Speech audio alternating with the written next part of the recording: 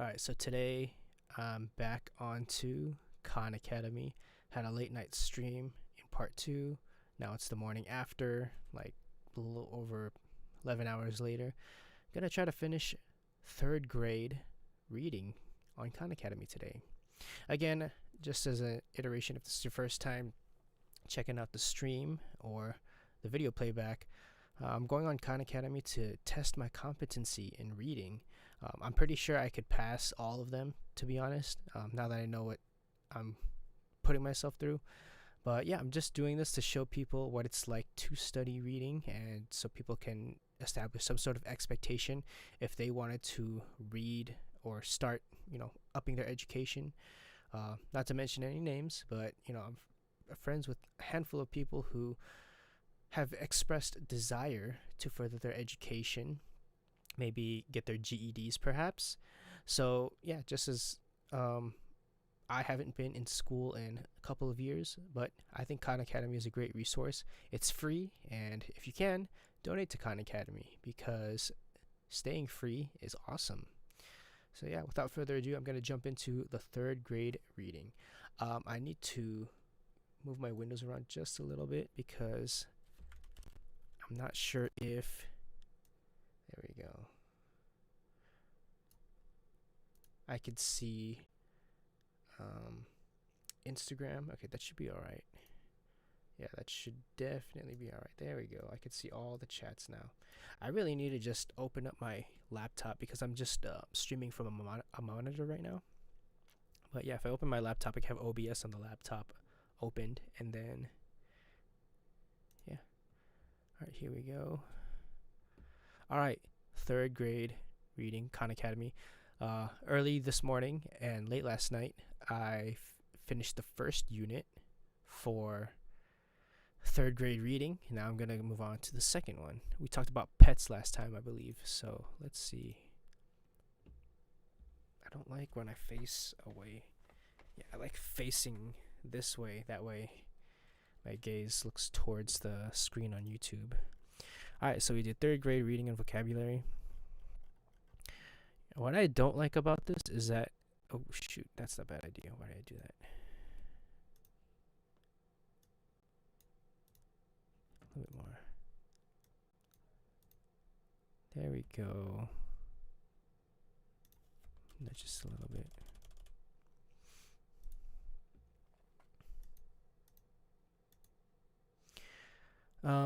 What I don't like about this unit is it doesn't show like the mastery levels. Like for example, if I go to, oh, this one doesn't either. Hold on, 5th grade.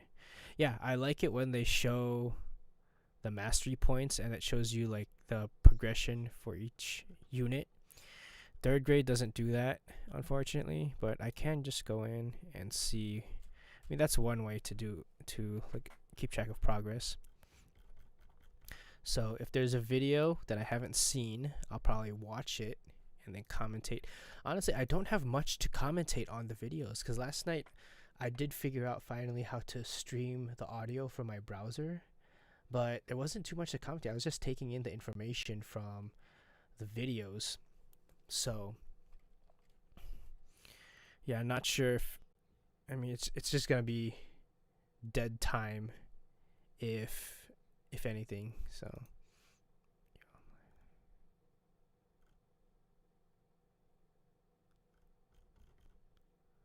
hold on.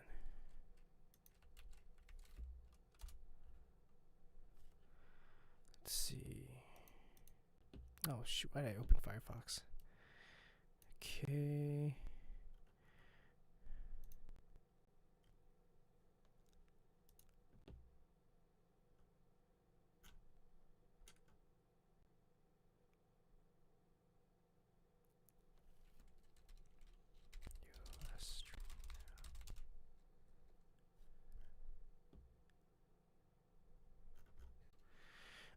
Let's see.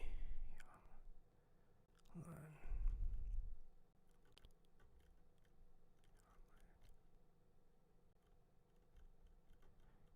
I'm just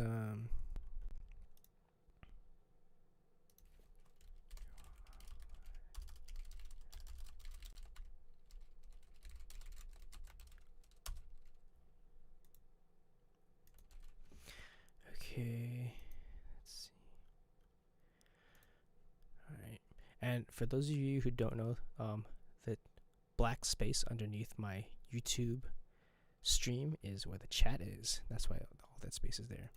So yeah, I did Unit 1 yesterday. Did I finish all of them? Yes, I did. So I'm going to go to homes now. All right, let's start. Unit 2, homes. What comes to mind when you think of the word home? House. Is it the same as what you imagine when you think of the word home? Oops. In this unit, you'll be learning all about different types of houses and different ways that families come together to make those houses into homes. Oh, I read this already? Okay.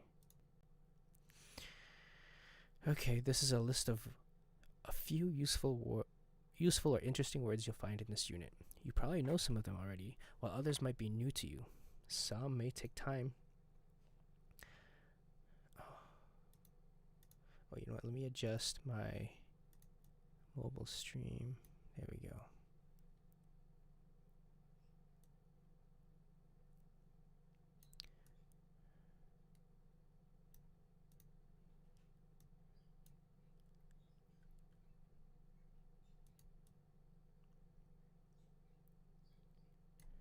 Okay, I just gotta make sure I scroll to the top each time. Alright. You probably know some of them already, while others might be new to you. Take some time to get to know them all before you get started. Adapt. To change something to fit a new place or situation. To adjust. It took a while for Miguel to adapt to his new neighborhood because it was so different from his old one. Architect. A person that designs or comes up with plans for buildings. I'd like to be an architect when I'm older because I like to draw pictures of how I think buildings should look. Dwelling. A house or a place where someone lives. The pirate's secret dwelling was a cave hidden inside the face of a cliff. Familiar. Known well. When Ishmael turned the corner on the old street, he saw a familiar building and he was in the right place. You know what's interesting about like reading the simplified definitions of these words? I obviously know what the meaning are. It's that, you know, I think the way Khan Academy expresses the definitions is really simple and easy to understand, as opposed to if I were to just go to like an online dictionary. And what pisses me off sometimes is that when you do Google a word for its definition, there's like a circular definition, like, oh, what's the word for actually? And it's like the state of being actual. I'm like, what does that, how is that going to help anybody? So yeah, I'm glad that these definitions are a little bit simpler to use. Next up, foundation, something that supports a building from underneath. Before you can build a house, you need to make sure to lay a good foundation or it might fall down. Function, the special purpose that something is made or used for. The function of the fireplace is to create warmth. Generous, helping, oh, helpful, grieving. Give. Generous is not grieving, it's giving. When Malala first came to New York, her generous aunt bought her a new bed and some new clothes. That's very generous of her grandmother.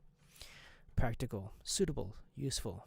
Those sparkly purple pants aren't just going to be practical for climbing Mount Everest. Site, a place where something is built or something happened. The construction site was a busy place when the walls were going up. Stable, hard to move, secure. I don't have to worry about my treehouse falling apart. It's super stable because my stepmom built it. Is your stepmom a carpenter or something? It's good to know. 1 second. Just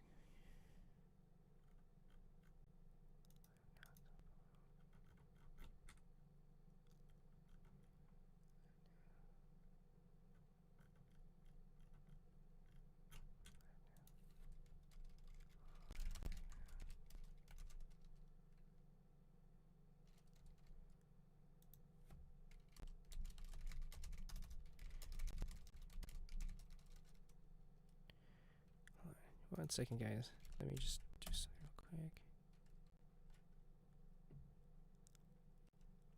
Oh god, that's what it looks like.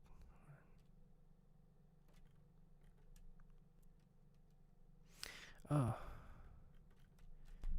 Why did I do that? Hold on, guys. I'm gonna check my stream real quick. Okay, I don't want that on top. I think. Can I? being like super OCD right now. Can I? Okay, I want this on top.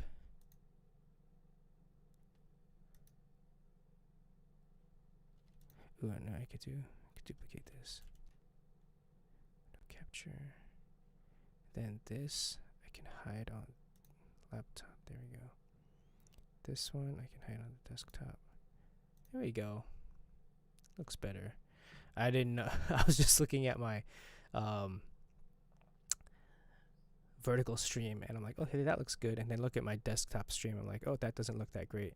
So, okay, here we go. Structure, something built using other things that usually stand on its own. We used big, heavy pieces of wood to create the structure for our fort. Lesson 2. Okay, if I made a rule last night. If I watched the video already, I'm not going to watch it again in the stream.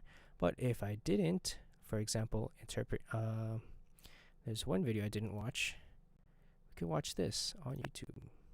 Hello readers, today I'm going to be talking about text features, which is to say the parts of a text that aren't just words. We look at text features to get a better understanding of what the text is all about. Although they're not words, like I said, text features help our reading comprehension.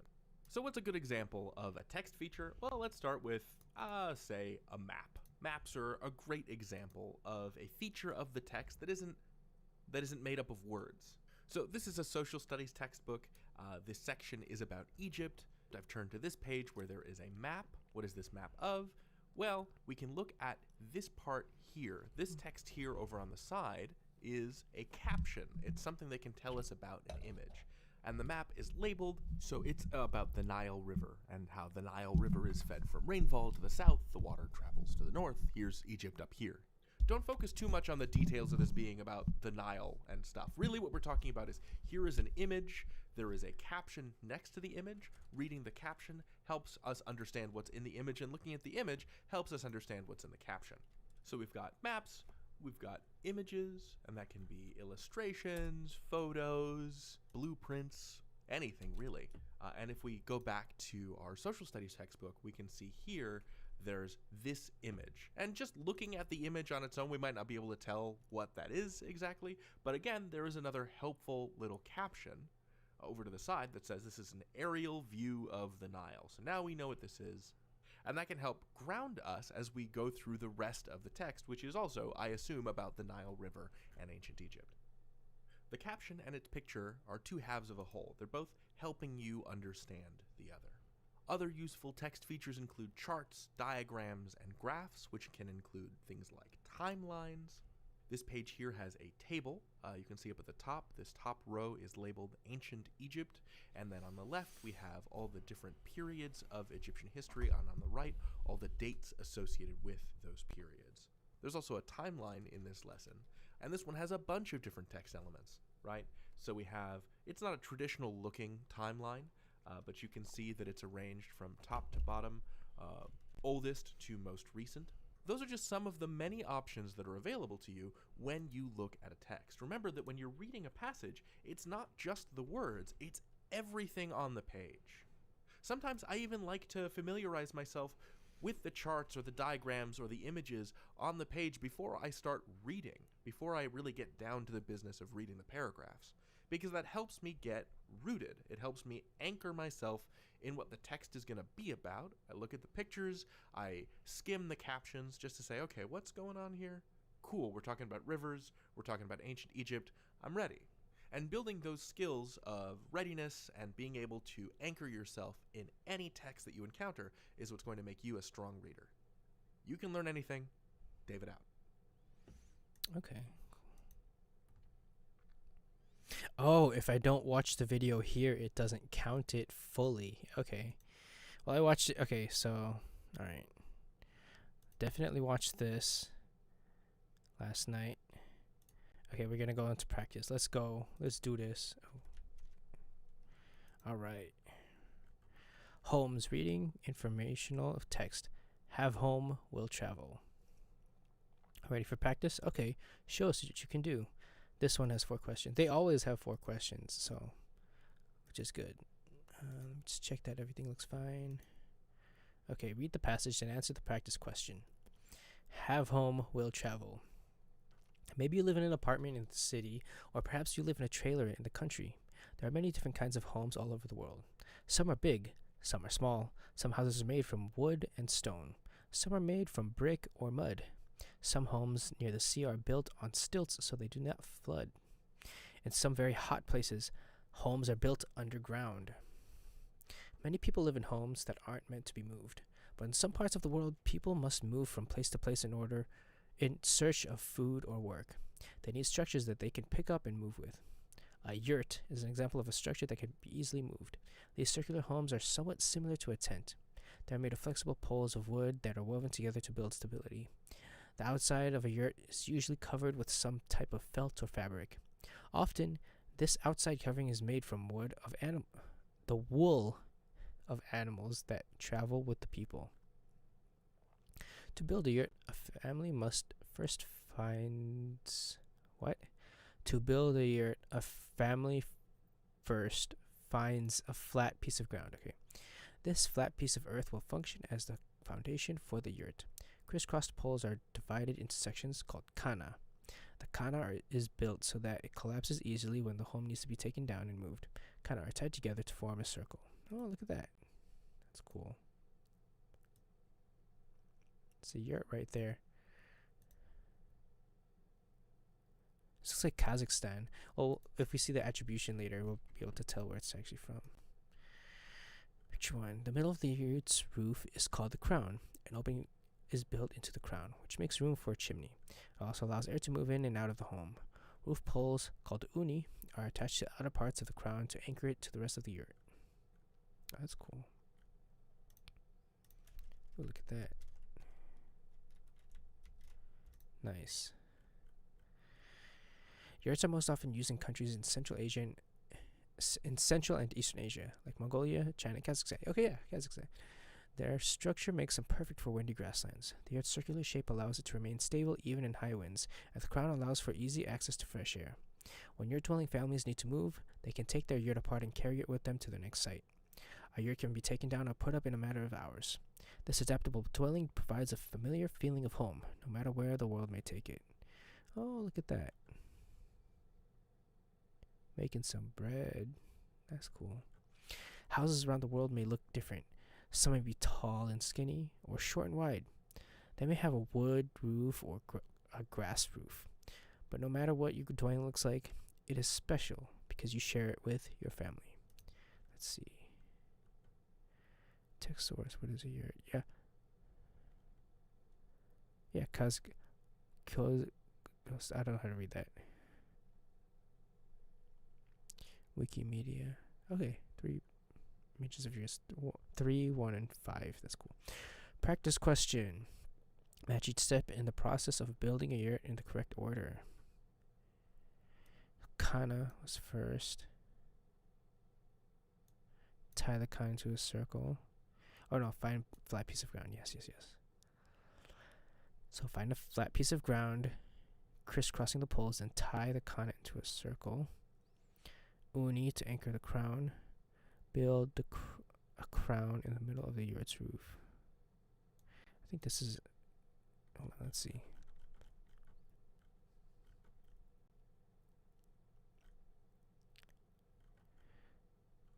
Flat piece of ground, crisscross poles, collapses easily, kind of tied together to form a circle. An opening is built to the crown. Okay, roof poles. Okay, then attach uni. Okay, I think I got it. Build the crown. Yeah, that's what I'm talking about. There we go. That's how we do it. Okay, let's see. Practice questions. This question has 2 parts. Answer part A, then part B. Part A. What is the main idea of the passage? The roof of a yurt makes it possible to live in. Yeah, I guess. That's an idea. I don't think it's the idea. Kana is a flexible material perfect for yurts. It's an idea again. It's not the idea. A yurt is a home that people can take with them. Animals provide coverings for the outside of a yurt. I think it's C. And then part B. What detail from the passage best supports this main idea? A yurt is one example of a structure that can be easily moved. Crisscross poles are divided.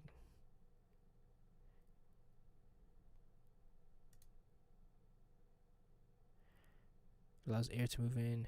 I mean, that's a fact. It doesn't support that fact. And often, the covering is made with wool of animals that travel with people. Just don't forget to choose an answer for both the questions.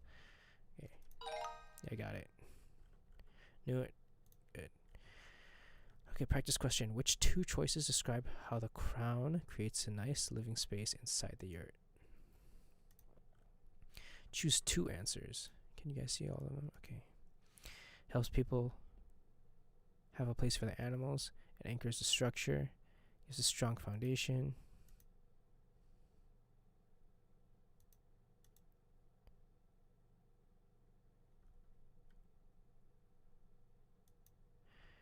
Living space. So these are true, but nice living space is what we're looking for. Got it. Okay, practice question. Pick two details from the text that are shown in picture 1. So picture 1 is this picture of them starting to build a yurt. Okay.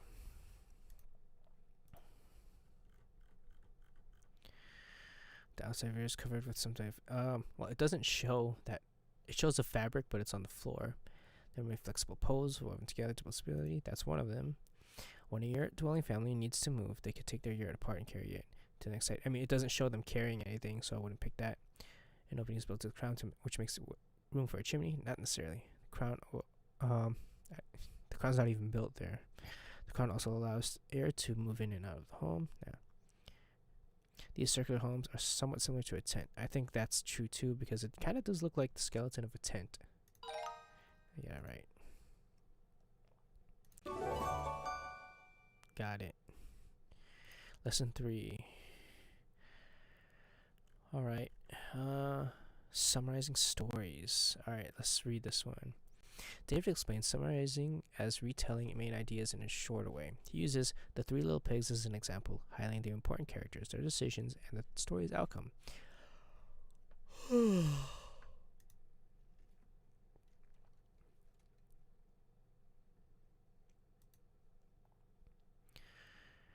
He warns against including too little or too much information. Yo, what's up, Harrison?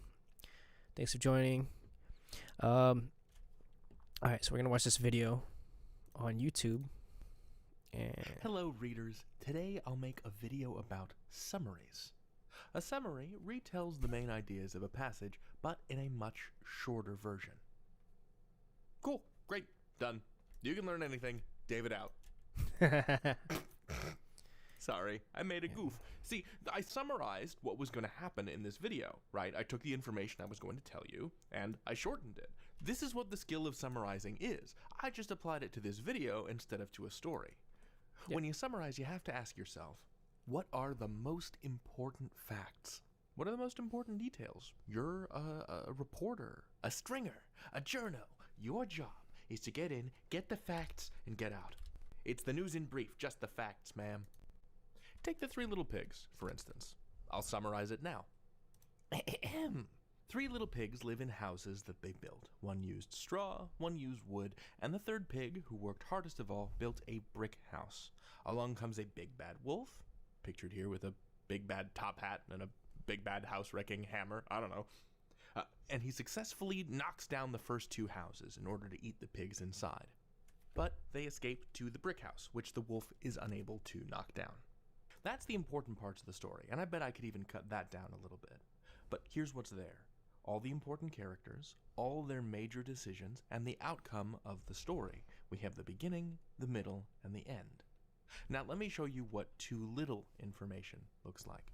There were 3 pigs, they built houses, a big bad wolf tried to get them. Yeah, it's pretty, it's not very, it's not a good summary. Enough. That's not enough information. Yeah, it doesn't was tell not. us whether or not the wolf succeeded or the important differences between the 3 pig houses. Not enough as far as facts go.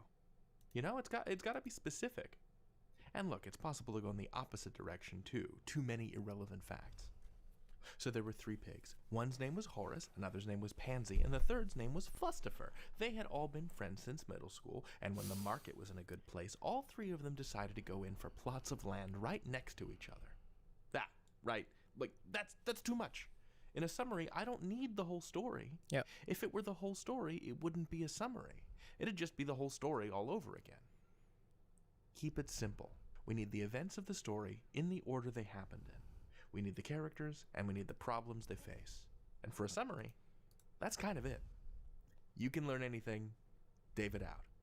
For real this time. There Bye. we go. All right, back to Khan Academy. There we go. Hello, readers. This is... Oops. All right. David explains summarizing as retelling main ideas in a shorter way. He uses the... okay, I read that already. Okay. Well, I watched all these videos, so now it's time to practice.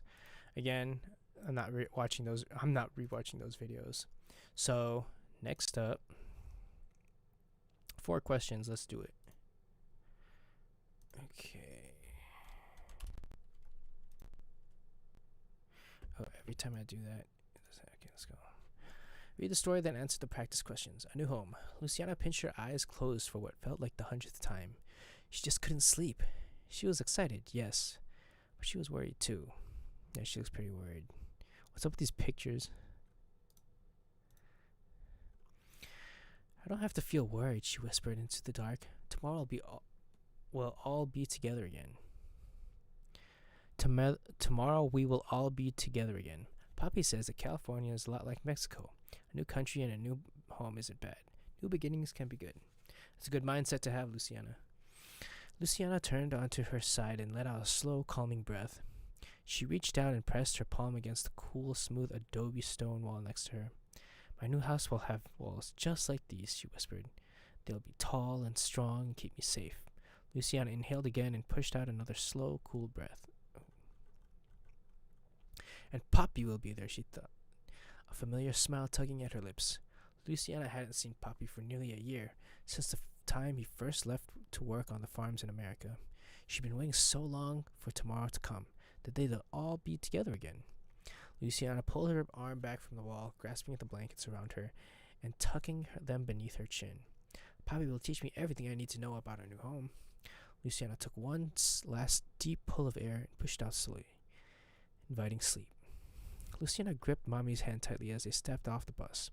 She turned and watched, wanting to make sure that Abuela stepped off after her. She grabbed Abuela's hand before turning to squint into the crowd standing under the blazing sunlight. Luciana! Luciana whispered around to see a man rushing forward. Poppy! Luciana called out. She dropped Mommy's and Abuela's hand, running to meet Poppy's outstretched arms. I'm so glad you're here, Poppy whispered as he hugged her tightly.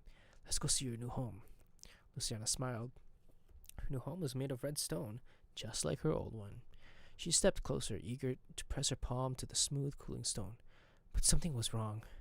This stone wasn't cool or smooth. It felt rough, grabbing and clawing at her skin.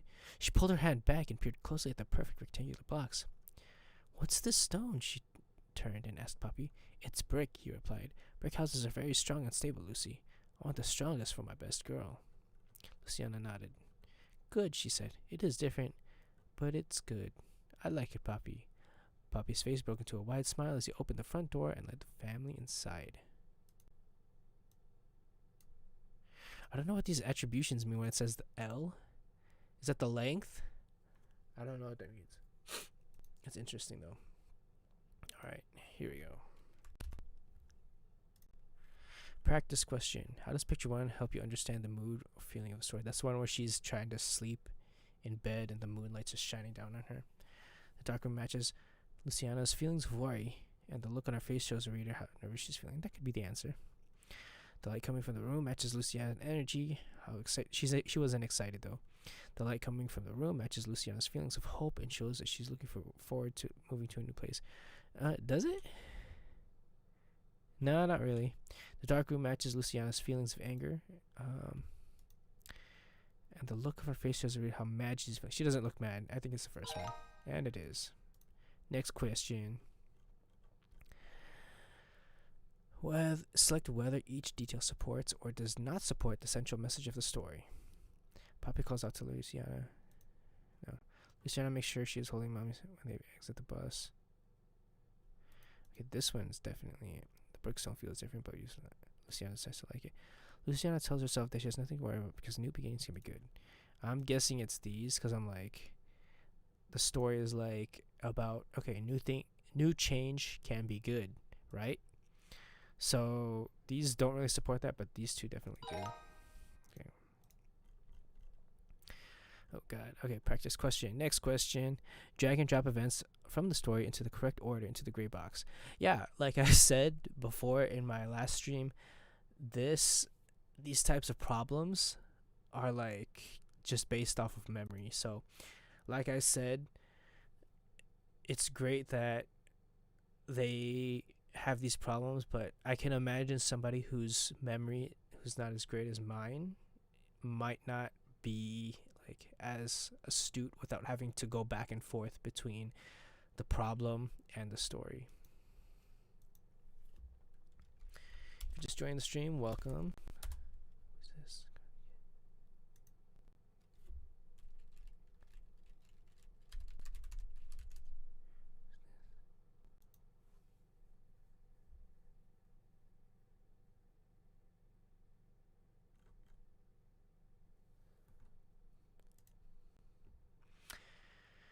Alright, so let's look at this problem and see. Okay, Luciana decides she likes her new home because her family is together. Okay, that's last. Luciana has trouble falling asleep. That's probably first. Oh, wait, what? Yo, that's weird. How come you could add multiple of the same? Okay, Luciana noticed the stone of her new home feels different. That happened right before the end. Luciana runs to hug her puppy. That's like right here. Luciana, her mommy, and Mabuela travel on a bus. It's like right there. And then Papi shows Luciana their new home. I think it's right there. Pretty sure this is the order of events. Got it. I'm just checking my oh, let me see this. I can just check the stream. You guys can't see if it's let me make the window a little bit smaller. There we go. That's a little bit better. Although this window is really small now. But I can make it just a little bit bigger. Shoot.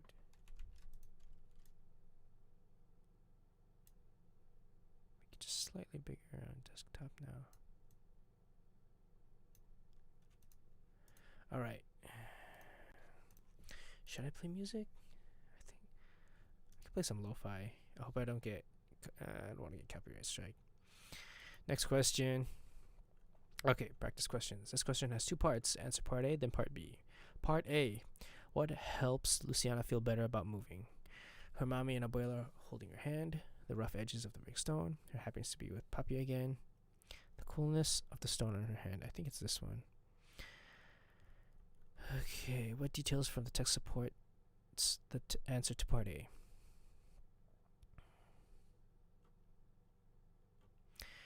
I think it's this last one. Okay, Luciana gripped mommy's hands tightly as they stepped off the bus.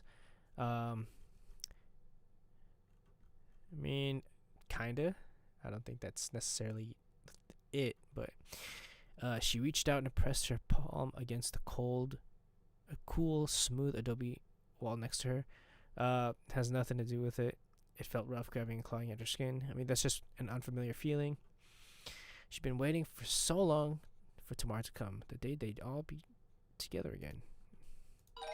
Yeah, I knew that was the answer. There we go.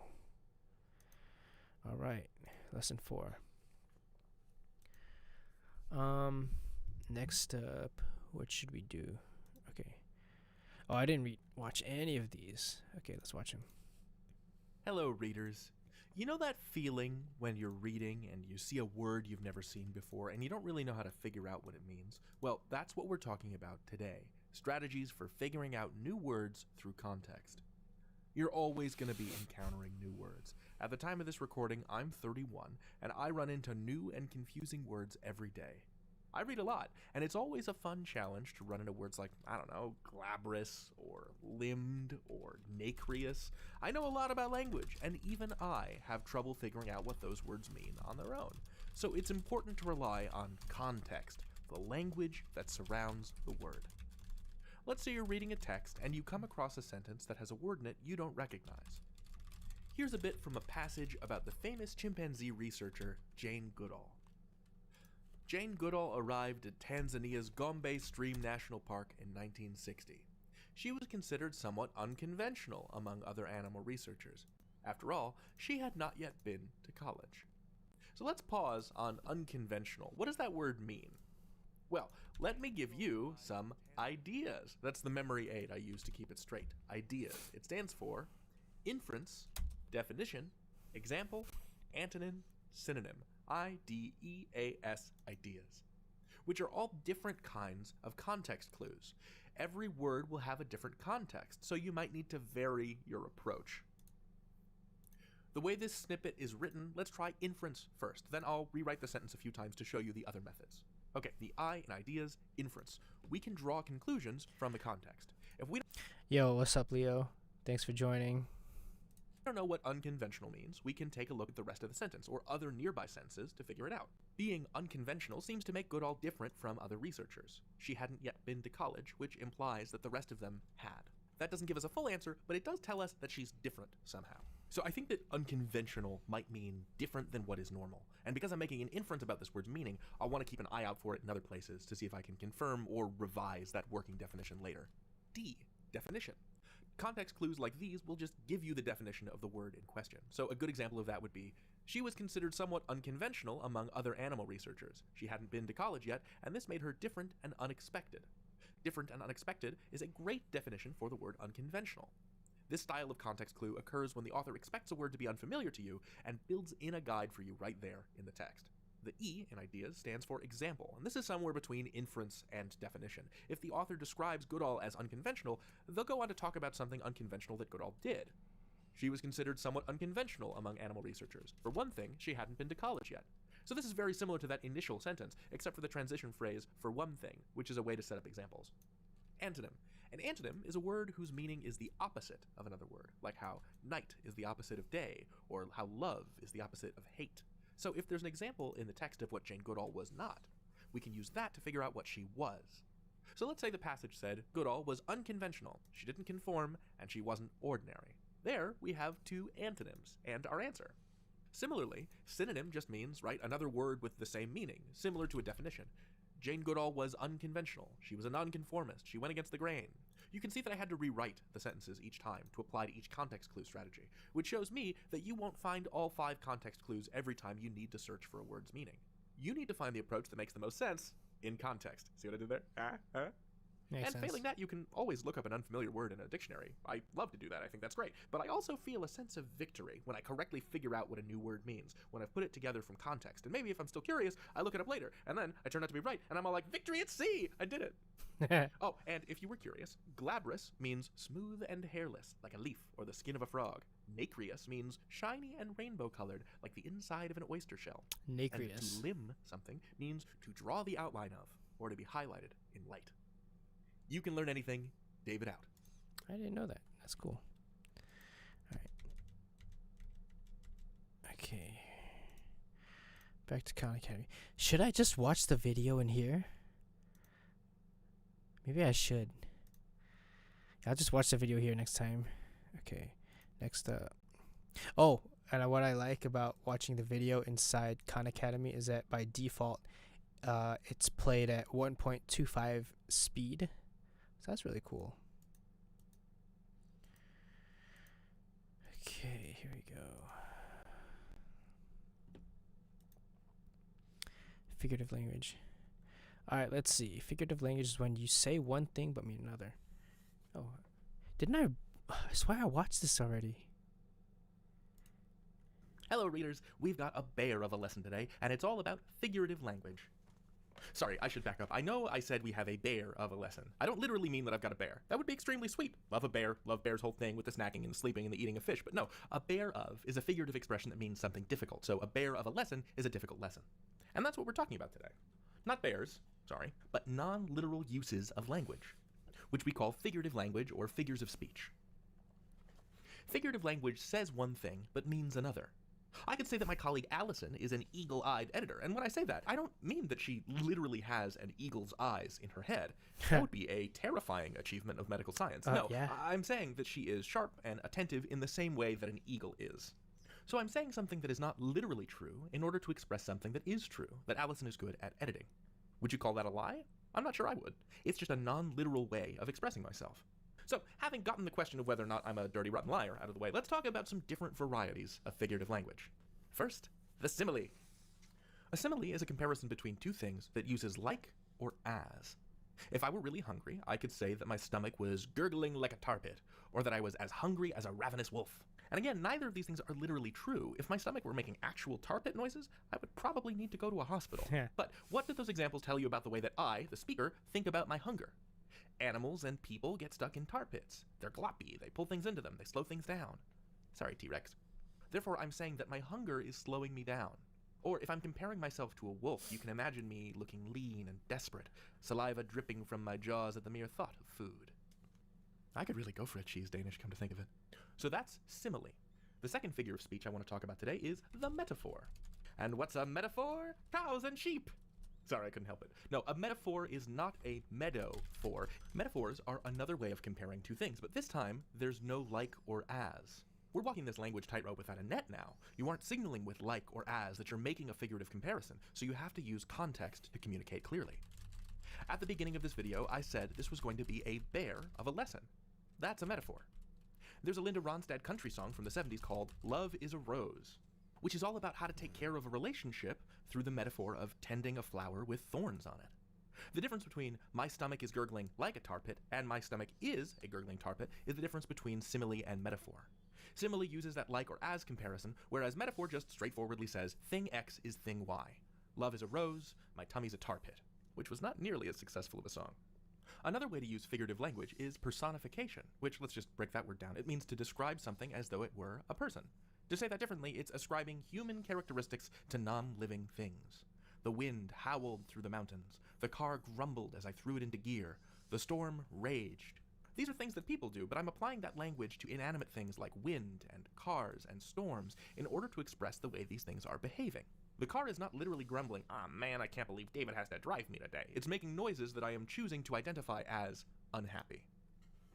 The greatest kind of figurative language in the entire universe is hyperbole. By exaggerating, I'm expressing emphasis and importance. This summer, I'm going to read 1,000,000 books and eat a literal, actual ton of hot dogs. This is not true. In fact, this is impossible. That is too many hot dogs. Those are too many books. Each of which are sentences I never expected to say. But I'm trying to express my enthusiasm for both books and encased meats, and I'm doing that by being, extra. The final kind of expressive language I want to talk about today isn't exactly figurative language, it's the language of allusions and references, where you make comparisons to characters or events from literature or movies or culture. Also note that it's allusion with an A as opposed to illusion with an I. An illusion with an I is like a magic trick. Here are some examples of allusions.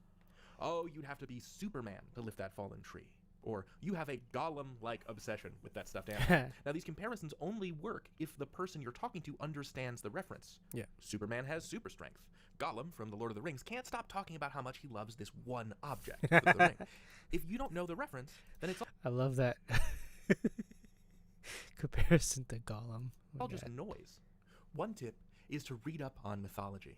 You'd be surprised how many times ancient gods like Zeus, Poseidon, and Apollo come up as you read. So that's what we're working with here. Simile. Love is like a rose. Metaphor. Love is a rose. Personification. My car grumbled. Hyperbole. My mom grounded me for 8 trillion years. And allusion. I feel mightier than Hercules. That's figurative language, folks. You can learn anything. David out.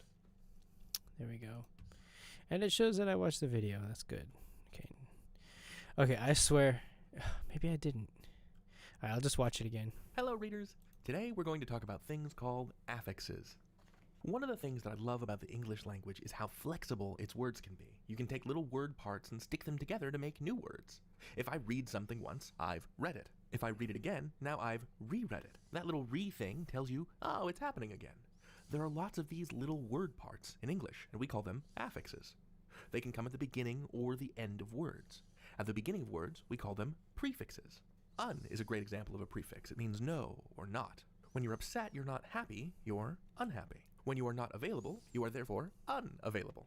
You see? When we put affixes at the ends of words, they're called suffixes. The suffix full, for instance, means full of. So if you're full of joy, you're joyful. If you're full of gratitude, you're grateful. And if you're full of power, you are, say it with me, powerful. You are powerful. Look at all these words you can make. Some common prefixes you might see include re, meaning again, as in redo or reread. Dis, meaning not or the opposite, as in disuse or disobey. Mis, meaning wrong, as in mistake or misunderstand. Some common suffixes you might see include ly or li, meaning a way to do something, as in happily or snappily. Less, meaning without, as in harmless or wireless. Ness, meaning a state of being, which is another way of saying it makes nouns, as in happiness or hopefulness. Oh, did you see what I did there? I took the word hopeful, which already has a suffix in it, it means full of hope, and I added ness to it. Now it's a word that means the state of being full of hope. That's the magic of affixes. They're these word parts that you can snap onto pretty much any word in order to change its meaning. There you go. Remember, prefixes are word parts that come at the beginning of words. The prefix pre means before, as a little clue and help you remember. And suffixes are word parts that come at the end of the word. There are going to be lists of these affixes for you to study, but what I liked doing when I first studied this stuff was to take those lists and make them into games. Make nonsense words, write roots and affixes on little index cards and shuffle them.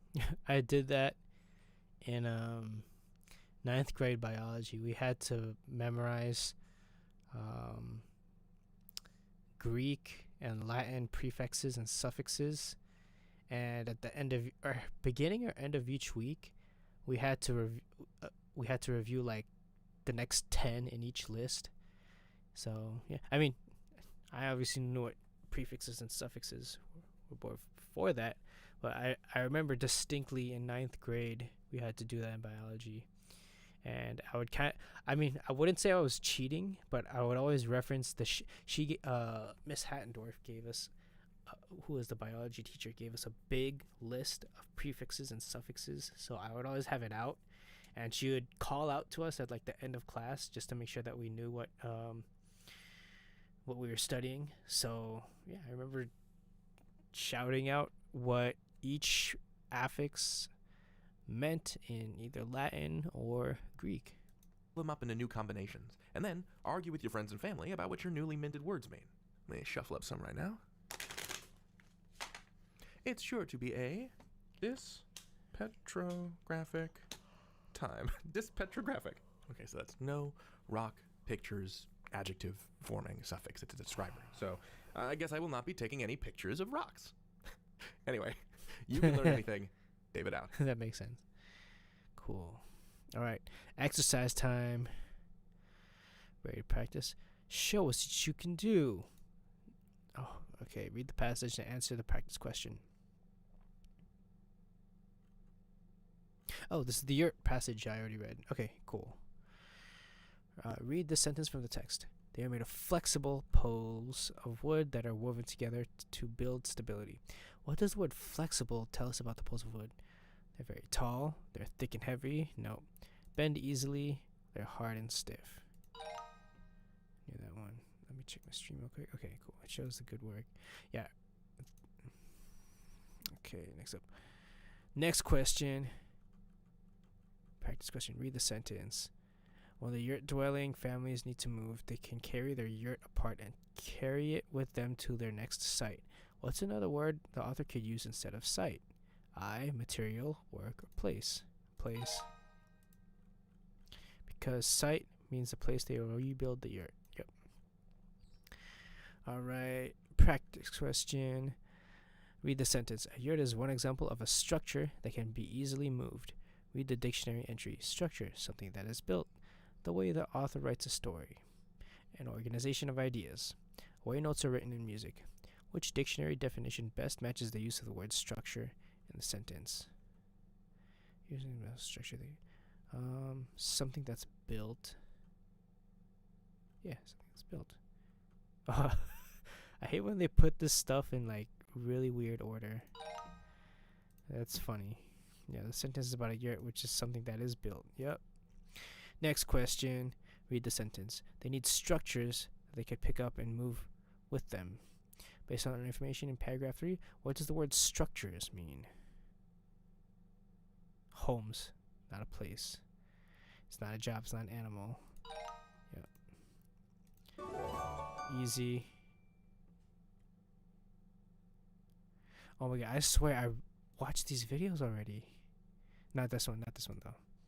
Summarizing information text. Okay, we're gonna, oops.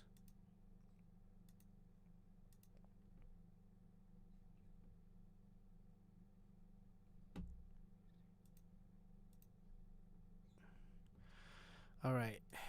Hello, readers. Today I'm going to be talking about the skill of summary, which you might be familiar with in the form of summarizing stories. It's like a retelling, but shorter, and in your own words. This is an important skill, summarizing fiction, but it's not what we're talking about today. This kind of summarizing is used when you want to sum up the information in a non-fiction passage, like a magazine article, a book, a news story, a scientific paper. Most scientific papers begin with a quick retelling of what the paper's about. So say you're a scientist and you discovered a cure for robo-flu. Let's say robots can get the flu, first of all. And the abstract, the summary retelling at the very beginning of your paper about your cure, says, hey, under these conditions, we learned that this medicine cures robo-flu.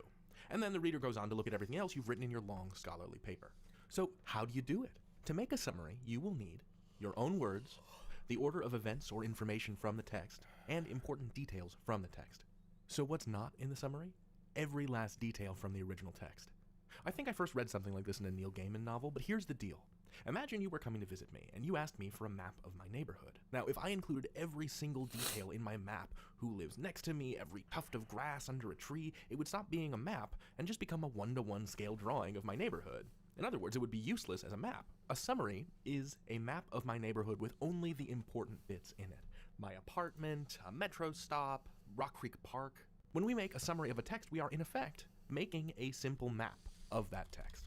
And it's your job to determine what details are necessary, the most needed. Like, say somewhere deep in that paper on how you discovered a cure for the robo-flu, you had written, it was raining on the cold November day our team first identified the robo-medicine. Like, would that be an important enough detail to include in the summary? I'd say no. The big picture is that the team discovered the medicine, not that it was raining when it happened. But if the cure for robot flu involved garlic and motor oil, yes, that's an important detail, because it relates back to the big picture. We discovered a medicine, and here's what's in it. To conclude, let me summarize. A summary is a short retelling of a piece of text with only the important details included. It's like a simple map of a place. You can learn anything. David out. There we go. What language shows cause and effect? Let's use the wacky inventions of Rube Goldberg to explore cause and effect relationships in nonfiction writing. I used to make Rube Goldberg machines in my old house. And I took some videos of them too, but I don't know where those videos are. They're probably deleted by now, but they were pretty cool. I would use like Scrabbles for dominoes, or Scrabble tiles rather. Pretty fun. Hello, readers. Once upon a time, in the previous century, there lived a cartoonist and engineer named Rube Goldberg, who became well known for his drawings of wacky, overcomplicated machines. This is one such machine, the self-operating napkin. You see how it works is you lift the spoon, which jerks the string, which causes the cracker to leap up into the air, which distracts the parrot, and on and on and on and on and on, until finally you cut the string, which releases this pendulum attached to the clock, which has a napkin on the end of it which swings back and forth, repeatedly bonking you in the face. I bring this up not because I think anyone should ever build this machine. It would in fact be extremely dangerous. You can see that it contains knives and fire and a small rocket, but I want to show you this in order to demonstrate a really explicit example of a cause and effect relationship. Each object has an effect on the next object. And language can be used in very much the same way. That's what we're talking about today, cause and effect. A cause is why something happens, and an effect is the result.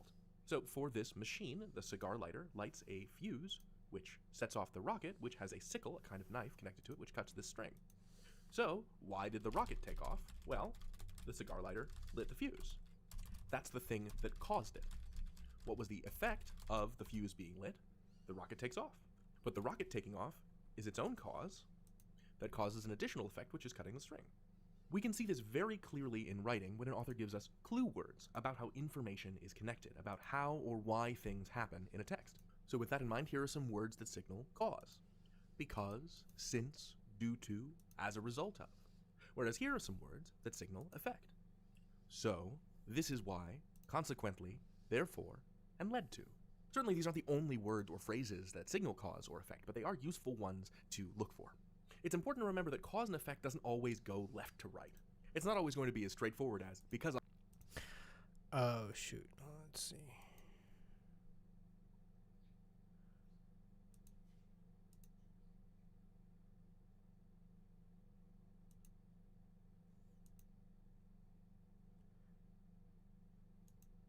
Uh-oh, something happened with my Instagram stream. Start again. Video.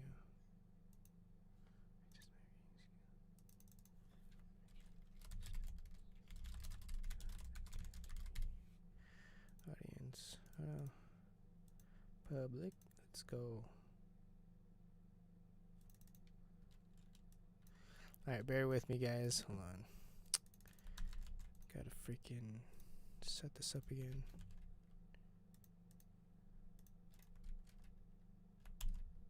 Done. Reconnecting.